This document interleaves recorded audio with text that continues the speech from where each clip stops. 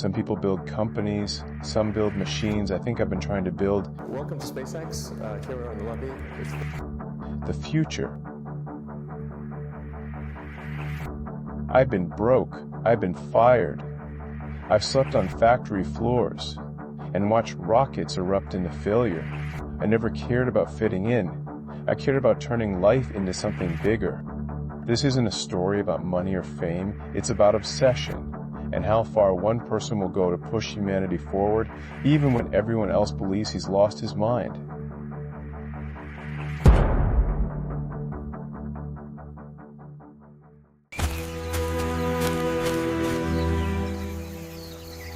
I was born in Pretoria, South Africa in 1971. My parents were Errol and May Musk. My father was an engineer, smart in many ways, but also difficult. My mother was a model, full of energy and life. But our home was violent, shouting, door slamming, sometimes worse. Many people believe a hard childhood breaks you. Maybe it does, or maybe it shapes you. For me, it did the latter. I didn't realize it then, but it was an early test. And I've always liked challenges. I remember trying to understand why people behaved the way they did, why my father could be brilliant, but also cruel. I asked questions that never had answers. My mother tried. She truly did. But sometimes even love can't break a pattern. I began thinking deeply, more than most kids my age. I realized if I could understand the world on my own, maybe I wouldn't have to live in it the way it was. Maybe I could escape, not physically, but mentally, by building something meaningful. By the age of 5, my mind wouldn't slow down. That's when the real work started. Not school, not friends, not adults, but learning how things happen. Ideas everywhere, constant, unstoppable. That's when I knew. I wasn't like other kids. By the time I was 5 or 6, I thought something was wrong with me. My mind never stopped. Ideas kept colliding, one after another. I'd sit in class, staring at the walls, thinking about how the world worked. Atoms, energy, space. No one else seemed to see things the way I did. I thought I was broken. But I wasn't. I was just different. I began reading everything I could find. Encyclopedias, science fiction, technical manuals, anything that explained how things worked. Then I started building. Small things at first. Circuits. Simple gadgets. Until one day, I tried something bigger. I realized I could make money by creating a computer game. That sounded fun. By the age of 10, I discovered computers. At first, it was only games, and I loved them. But soon, I understood I could create my own. I taught myself to code, line by line, late into the night. At 12, I sold my first program. Blaster! For $500. Not much, but it was proof. Proof that I could turn ideas into reality, that I could shape the world, not just exist in it. By the time I left South Africa, my mind was always moving, always building, always imagining. I didn't know exactly who I would become, but I knew I would leave something behind, something big. And that meant leaving the place I called home.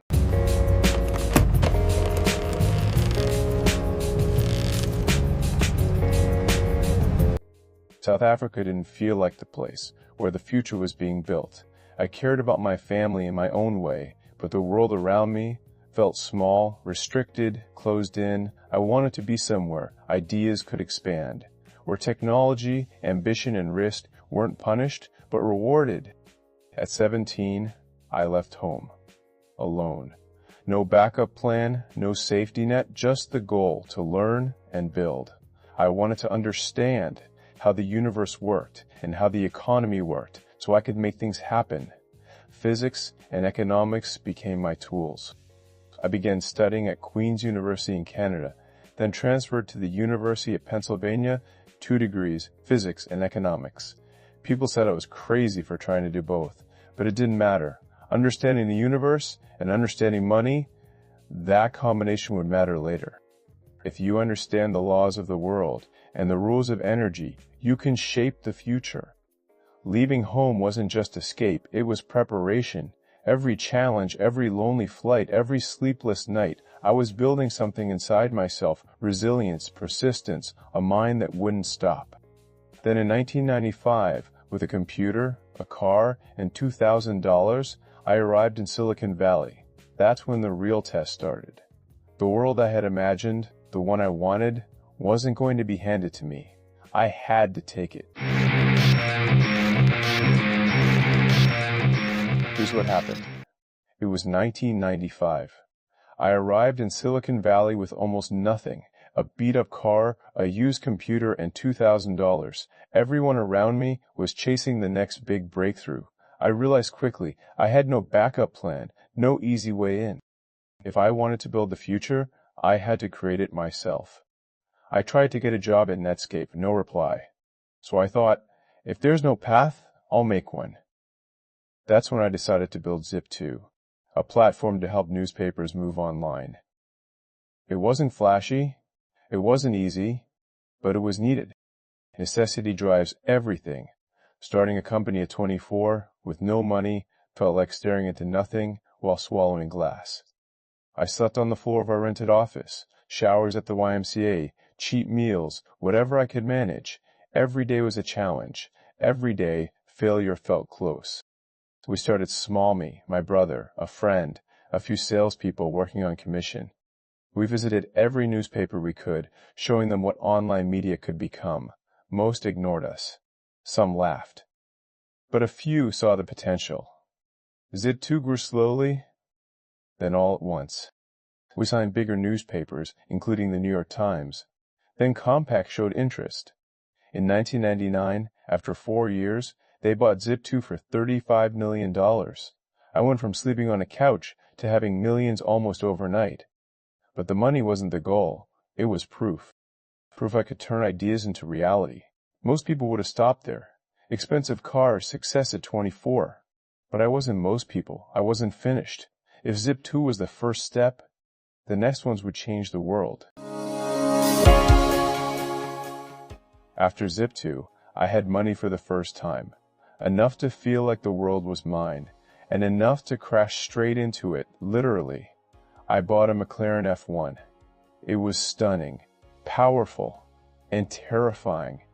Within a year, I wrecked it. Lesson learned. Speed without control is just chaos. But beyond the cars, what stayed with me was a feeling of achievement. Zip2 proved something important. That ideas could become real. That I could create value from nothing. It was addictive. But it wasn't enough. I wanted more. Something bigger. Something that could change the world. Not just make noise. That's when I started thinking about online banking. People were still mailing checks, using money orders, waiting through delays, paying unnecessary fees. I thought, this can be better, much better. The future isn't just about code or cars or rockets. It's about changing how people live, how they handle money, how they access information, how they interact with the world around them. In 1999, I founded X.com, an online bank. People laughed. They said it would never work. I didn't care. The rules weren't written yet. We were building the future, and the future doesn't ask for permission. X.com would later become PayPal, but the journey was anything but smooth. I was fired as CEO while on my honeymoon. It hurt. Most people would have quit. Most would have stayed quiet, but not me. I saw the bigger picture. The company would survive. I would survive, and in the end, we would all win. Losing control of X.com didn't stop me. If anything, it pushed me harder. Because winning isn't about never failing. It's about coming back. Stronger, faster, smarter. And the next chapter would change everything.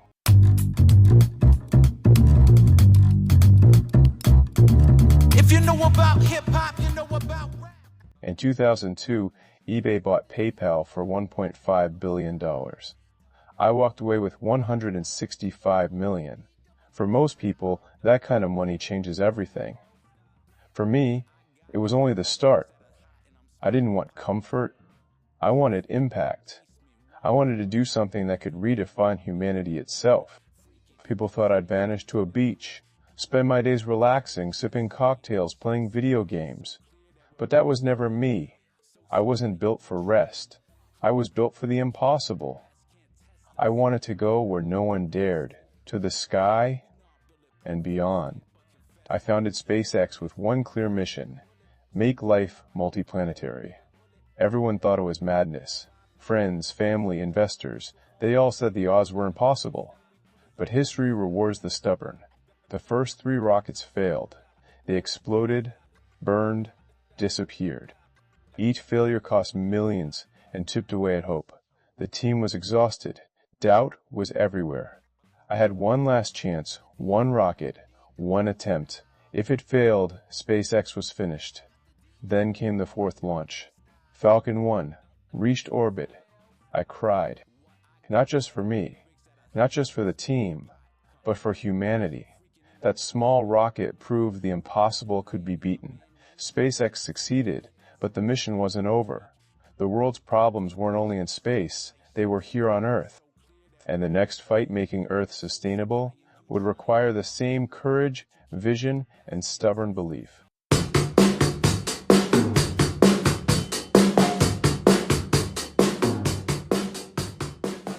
Around the same time, I invested in Tesla. People laughed. They said the world would never leave gasoline. They called electric cars a fantasy. But I wasn't just building cars. I was building the future. 2008 was the darkest year. Both SpaceX and Tesla were days, maybe hours, from bankruptcy. Every move mattered. Every decision could end everything. I had to put everything I had into saving both companies. On Christmas Eve, I got a call from NASA. They awarded SpaceX a contract. It wasn't just money, it was survival. And that one contract saved Tesla too. Suddenly, the impossible felt possible.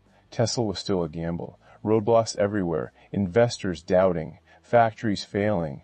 But failure wasn't an option. We had to prove electric cars could be better, faster, smarter, and more desirable than gasoline cars. It wasn't just about cars.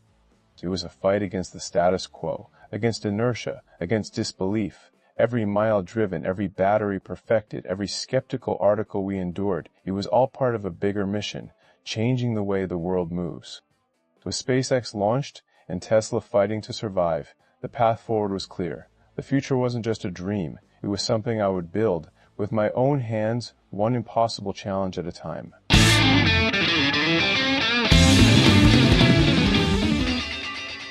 After 2008, everything changed.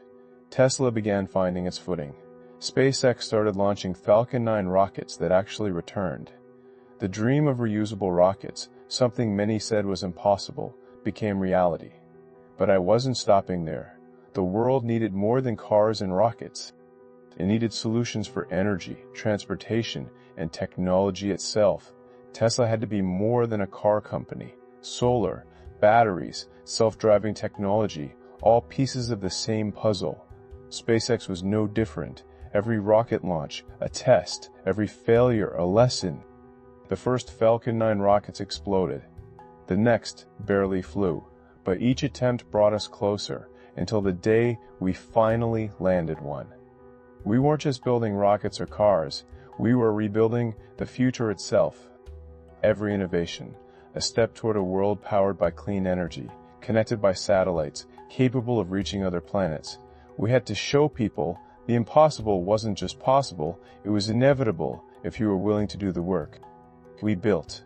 Every sleepless night, every boardroom battle, every rocket, every car, every line of code, it all led to one purpose: proving humanity can achieve more than it ever imagined. We were no longer just surviving. We were leading the charge into tomorrow. But all of this came at a cost. A price most people don't see. Success isn't only about innovation, it's about sacrifice, endurance, and facing your own limits. Success takes more than it gives. When people see rockets landing or Teslas on the road, they see the result. They don't see the sleepless nights, the missed birthdays, the divorces, the constant stress. I've paid a price most could never imagine. There were times I worked 120 hours a week. Times I didn't eat properly, didn't sleep properly, didn't see my children. You think being a CEO is glamorous? It isn't. It's grueling, and it takes a toll on relationships, marriages, family, friendships, divorces, lawsuits, public scrutiny, all part of the cost. I've been called crazy, reckless, egotistical. Maybe I am, but I've learned something crucial. If something is important enough, even when the odds are against you, you pursue it, even if it costs everything else. Sacrifice isn't glamorous. It's painful. It's lonely. It's relentless. But it's the price of pushing humanity forward, the price of dreaming big and actually building those dreams. Every setback, every broken relationship, every sleepless night became fuel for what came next. The world doesn't wait for the cautious. It waits for the relentless. And if you want to survive, truly survive, you have to be willing to pay the price. Mars wasn't just a dream. It wasn't a science experiment or a PR stunt. It was a lifeboat for humanity. I realized that if we stayed only on Earth, we risked extinction war, climate disasters, accidents, technology gone wrong. SpaceX exists so consciousness survives, so life continues. The early days were brutal. Our first 3 rockets exploded. When that 4th rocket lifted off and reached orbit, it wasn't just a technical victory. It was survival, proof that audacity, sacrifice, and relentless effort could overcome the impossible. After that, everything changed. Investors returned. Talented people joined. We could dream bigger. Reusable rockets, Mars colonization, Starship. Humanity's future wasn't just in our hands. It was in our rockets. Mars isn't just red soil. It's a chance for a fresh start. A laboratory for innovation. A reminder that survival demands ambition beyond comfort, beyond fear. The universe doesn't wait for the cautious. It waits for the bold. And if you want to leave a mark, you have to reach for a planet no one has ever touched.